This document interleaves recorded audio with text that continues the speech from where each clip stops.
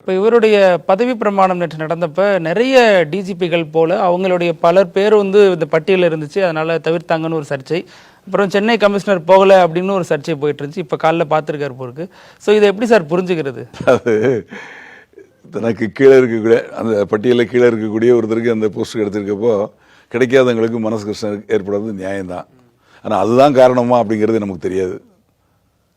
இன்னைக்கு டிஜிபி போய் நம்ம சென்னை கமிஷனர் வந்து அவங்களோட ஸ்ட்ரென்த், அவங்களுக்கு கீழே இருக்கக்கூடிய additional commissioners, joint commissioners, deputy commissioners எல்லாரையும் அழைச்சிட்டு போய் மொத்தமாக போய் இன்னைக்கு பார்த்துருக்காங்க. அதனால அவங்க வரல அப்படிங்கிறது வந்து என்ன காரணம்னு தெரியல. ஆனால் இது இவங்க போய் முறைப்படி பார்த்துருக்காங்க. இல்லை, தங்களை வந்து அரசு புறக்கணிச்சிட்டுங்கிற அதிருப்தியில் அவங்க இந்த நிகழ்ச்சியை புறக்கணிச்சாங்க அப்படிங்கிற மாதிரியும் பேசப்படுது. அதுக்காக இல்லை, அப்படி இருக்கலாம். இல்லை, நேற்று ஹாலிடே, அதனால அவங்க பார்க்காம இருந்தாங்க, அவங்க ஆஃபீஸ்க்கு வந்துருக்க மாட்டாங்க. அதனால இப்போ இன்னைக்கு ஒர்க்கிங் டே, அதனால பார்க்கறதுக்கு வாய்ப்பு இருக்கு. என்னங்கிறத நம்ம வந்து கரெக்டாக சொல்ல முடியாது. ஆனால் என்னங்கிறது அவங்களுக்கு தான் தெரியும். இந்த மாதிரி நான் சொல்ற காரணங்களும் இருக்கிறதுக்கு வாய்ப்புகள் உண்டு. இப்போ இதில் தமிழக அரசு அடுத்து செய்யணும்னா என்ன சார் செய்ய முடியும்? ஏன்னா பெரிய சர்ச்சையாக அது மாறிட்டு இருக்கு. இப்போ இந்த விஷயம் கோர்ட்டுக்கு போயிடுச்சு, சுப்ரீம் கோர்ட்டு கைக்கு போயிடுச்சு. இப்போ அவங்க கூப்பிட்டு கேட்பாங்க, இதுக்கு என்ன பதில்னு நம்ம கவர்மெண்ட்டை கேட்பாங்க. அப்போ கவர்மெண்ட் தரப்பில் பதில் சொல்லுவாங்க.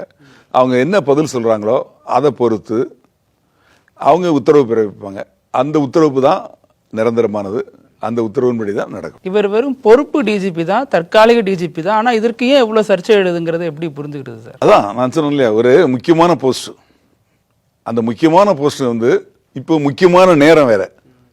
அந்த முக்கியமான நேரத்தில் அது பொறுப்பு அப்படிங்கிறத விட அதுக்குன்னு தனியாக ஒரு அதிகாரியை நியமிக்கணும் அப்படிங்கிறது எல்லாரும் நினைக்கக்கூடியதான். அதில் வந்து இந்த மாற்று கருத்தும் கிடையாது. இது நான் என்ன நினைக்கிறேன், இது ஒரு தற்காலிக ஏற்பாடாக கூட இருக்கலாம். இப்போ அரசாங்கம் வந்து கவர்மெண்ட்ல சொல்லல, சாரி சுப்ரீம் கோர்ட்டில் சொல்லல, இது வந்து ஃபார் டைம் பீயிங் தான் ஏற்பாடு பண்ணியிருக்கோம், நாங்கள் அந்த பேனல் அனுப்பிச்சு இபிஎஸ்சிலேருந்து வாங்கி அது பிரகாரம் கூட பண்ணுவோம், இந்த டயத்துக்குள்ளே பண்ணுறோம், எங்களுக்கு அனுமதி கொடுங்கன்னு கூட கேட்கலாம். இல்லை கோர்ட்டை கூட இப்படி பண்ணுங்கன்னு உத்தரவு கொடுக்கலாம். எதுங்கிறது அந்த வழக்கு நடந்தால் தான் அதை சொல்லுவாங்க. அந்த அவங்களோட உத்தரவு தான் இறுதியானது.